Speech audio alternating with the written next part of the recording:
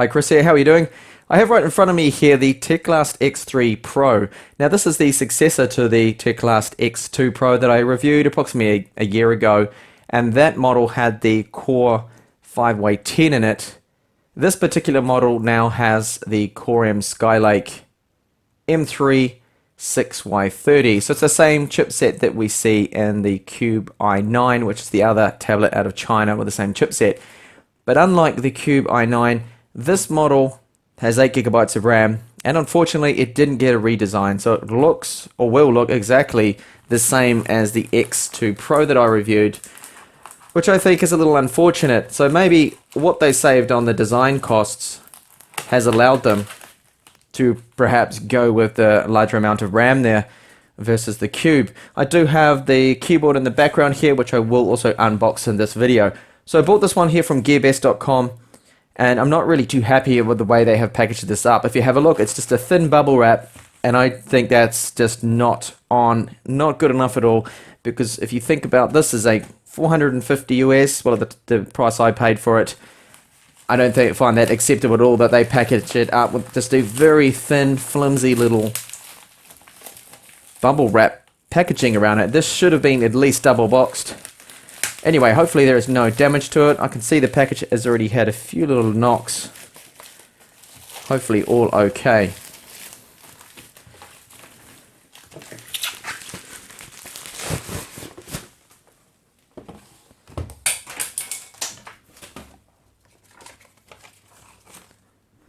Alright, so just a couple of things dropped out of the bag there when I pulled it off. We have a very cheap looking adapter for US to Euro, and something here about Gearbest saying that I'm amazing and give them a 5-star review, or at least this product review. So some sort of service card there. Haven't ever seen that before, so it's something new. Alright, now this tablet was actually delayed. I ordered this in March and it was delayed by about a month or so, so it's taken a long time coming to get here because we're now in May. So here is the tablet. I'll just put that aside for a second and have a look at what else we have. So they do have just a quick little instruction leaflet here, quick guide, and I can see, yeah, that's in English for once. Normally that stuff is in Chinese. And a little box here which I imagine might be, oh, that's all the Chinese warranty cards, information and whatnot within that one. And here we have another box which will be our power adapter and nothing else in there. So here's the power adapter. It is rated to 12 volts and 2 amps there. Just get the camera to focus on that. And here is our plug there.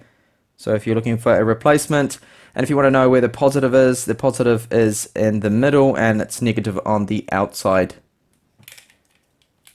Alright, let's have a look at the tablet.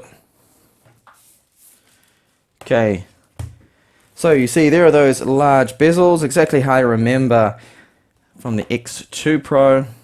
Rather large bezels, and to me now the 16 by 9 screen is starting to look quite dated. I would rather have a 16 by 10 at least, or even a 3 by 2. So Windows Home button there on the right, and here is the connector port there at the bottom for the dock that I will unbox in just a minute. So on the left hand side is where all the ports are. So we have our DC in, microphone here, 2 USB 3 ports, our micro SD card slot, micro HDMI out, and the headphone jack right there. The back of this is made out of plastic on the top and the bottom and the actual frame, and this part right here is just an alloy they have used along here. And we do have a speaker on the left and the right there, and on the right side is our power and volume up and down buttons there, and a rear 5 megapixel camera. The camera on the front is a 2 megapixel one.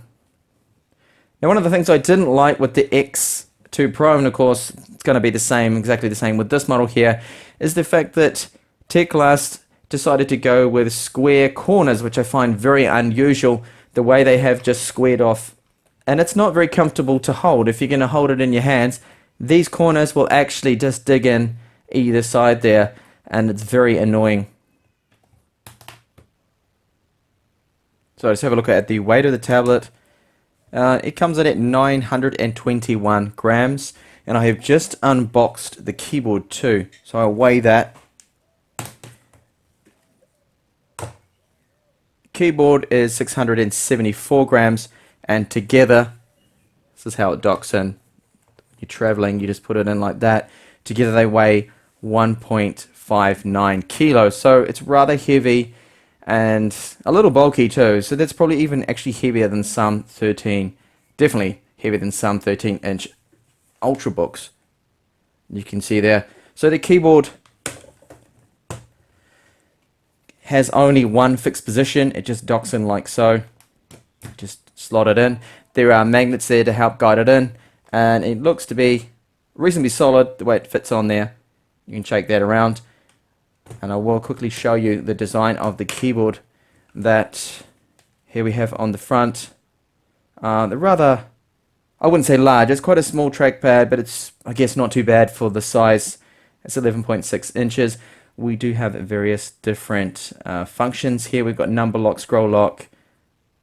Function F12 will disable the trackpad as well, and I can feel there we do have left and right mouse buttons, which is good to see. A couple of rubber feet there on the bottom to help keep the screen from being scratched against the keyboard while in transit there if you're traveling around.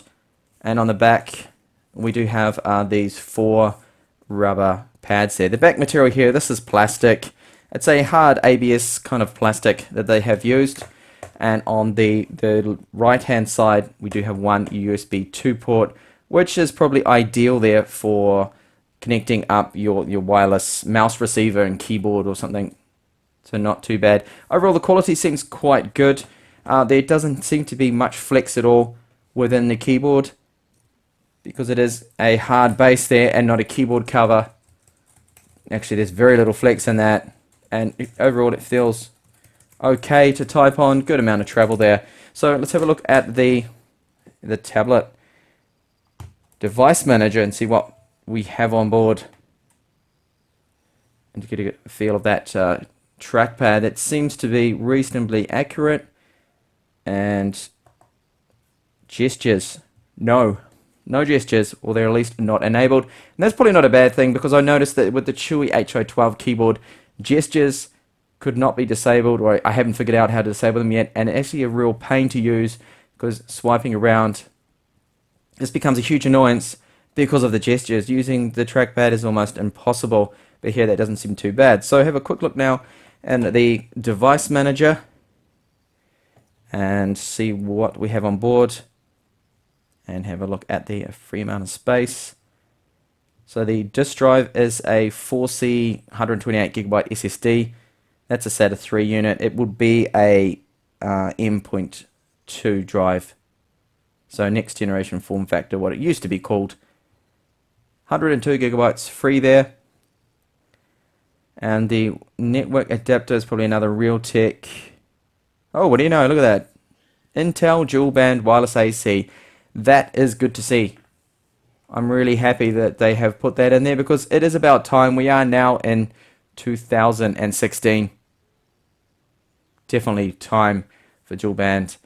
And stylus support also is supported on this model, and I do happen to have the stylus with me right here. I did order one. So this is the stylus. If you've ever seen the earlier styluses for the X2 Pro, the previous generation, it's exactly the same. So it's using the same panel and the same active stylus, which has 256 pressure levels there, and you have buttons on there for the right and left mouse button clicks. And let's quickly show you that it should hopefully be working. It has a quadruple A battery within it that comes with it. It seems to work okay. I will be testing this stylus out in another up and coming video, where I will go through in OneNote and just check out those pressure sensitivity levels and how that works, and if it does, should have palm rejection as well, once that stylus is detected. I think it should hopefully work. Seems to be okay so far there. And overall, it looks to be quite a decent looking tablet, and it does have three things over the Q by 9, and that is the dual band AC, extra 4 gigabytes of RAM, and of course the stylus right here, something that Cube missed out, unfortunately.